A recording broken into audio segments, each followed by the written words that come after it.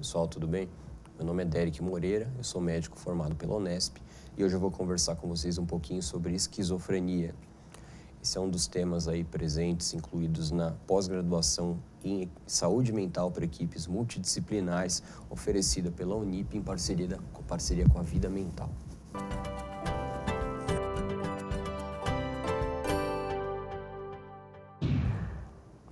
Começar com a definição, o que seria uma esquizofrenia, no caso.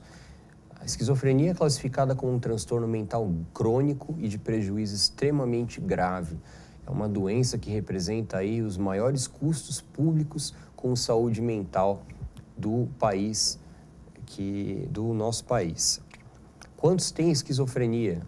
Cerca de 0,3 a 0,7% da população ao longo da vida vai desenvolver esse diagnóstico, sendo que ela é 1,4 vezes mais presente nos homens do que nas mulheres. Ela aparece, inclusive, mais cedo nos homens, que vai começar aí cerca de 15 aos 25 anos de idade, nas mulheres entre 20 e 30, geralmente é a idade em que os sintomas da doença começam a aparecer. Quais seriam as consequências desse transtorno mental tão grave que é a esquizofrenia? Bom, a gente primeiro fala do dobro da taxa de mortalidade de um paciente esquizofrênico. Existe uma redução de cerca de 15 anos na expectativa de vida por uma série de problemas associados à doença. O risco de suicídio em um paciente com esquizofrenia é cerca de 10 vezes maior do que na população geral. O paciente esquizofrênico também está mais suscetível ao risco de infecções, desenvolvimento de infecções e câncer por uma série de alterações no seu sistema imunológico que vem aí associada ao desenvolvimento dessa doença. 40 a 60% do comprometimento por toda a vida também acomete os pacientes com esquizofrenia. Então, a esquizofrenia aí vai responder por essa porcentagem altíssima de comprometimento na vida das pessoas. Quais são os fatores, então, de bom e mau prognóstico diante de um paciente com esquizofrenia, né? Que situações, que características de um paciente a gente vai pegar para tentar definir se ele vai ter mais chance ou menos chance de ter um desenvolvimento menos grave, um desenvolvimento de um quadro menos grave dessa doença. Vou falar primeiro dos bons prognósticos. O paciente com uma boa inserção social, casado, que tenha um parceiro ou uma parceira que ajude no tratamento, um paciente que já tinha um bom funcionamento pré-mórbido, ou seja, era um paciente bem inserido na sociedade, com uma profissão, um paciente com bons relacionamentos, uma pessoa com um funcionamento adequado antes do desenvolvimento da primeira crise, um paciente com QI elevado. Isso é importante porque a esquizofrenia pode aos poucos ir reduzindo o QI do paciente por uma série de maneiras diferentes. Então, quanto maior o QI do paciente no início da doença, mais chances ele tem de não sair das crises com grandes prejuízos. O início precoce do tratamento, rede de apoio interessante sempre para um paciente com um problema de saúde mental, especialmente paciente com esquizofrenia.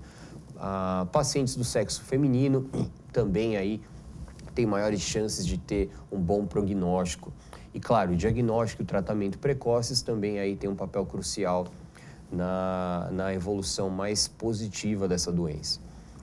Os fatores de mau prognóstico, portanto, em sua maioria, são os contrários dos de bom prognóstico, né? Então, o paciente que já vive em uma situação de isolamento social, que já tem um comportamento um pouco mais estereotipado, paciente solteiro, seja ele viúvo, separado, ou também viúvo ou separado, paciente com ajustamento pobre, ou seja, aquele paciente que nunca conseguiu se inserir de fato na sociedade, paciente que apresenta um quadro de desenvolvimento com início insidioso, com diagnóstico e tratamento iniciados de maneira tardia. Todos esses são fatores de mau prognóstico no desenvolvimento da esquizofrenia. Quando eu começo a desconfiar de que um paciente pode estar desenvolvendo uma esquizofrenia, é uma doença com uma apresentação extremamente heterogênea, então cada paciente aí pode ter sintomas muito diferentes.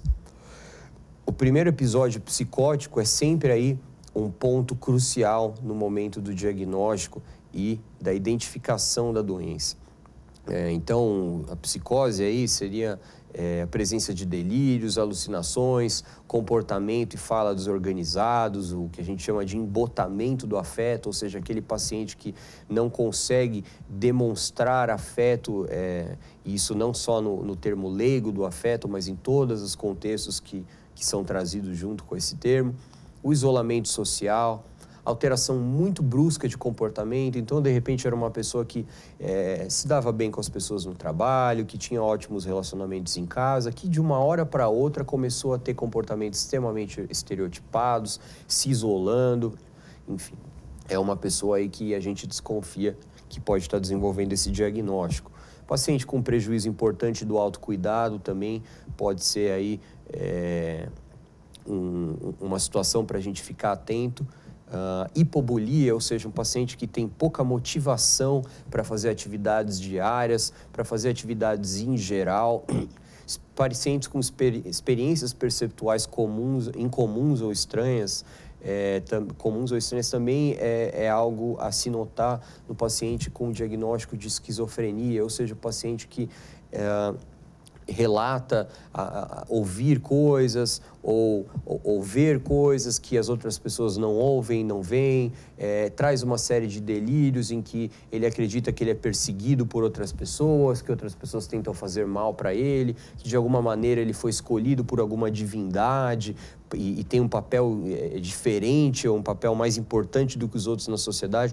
Todas essas experiências e esses comportamentos são típicos e são comportamentos que se busca num paciente esquizofrênico. O que fazer diante dessa situação? Sempre o diagnóstico médico precoce, início do tratamento farmacológico, controle dos episódios de psicose também é importante para que o paciente tenha o mínimo possível de prejuízo devido à psicose. A psicose pode fazer com que o paciente perca o emprego, pode fazer com que ele tenha o término de diversos relacionamentos, passe por situações extremamente constrangedoras, sem falar em todas as consequências clínicas e mentais que vêm associadas a um episódio de psicose. Então, o controle desses episódios também é muito importante.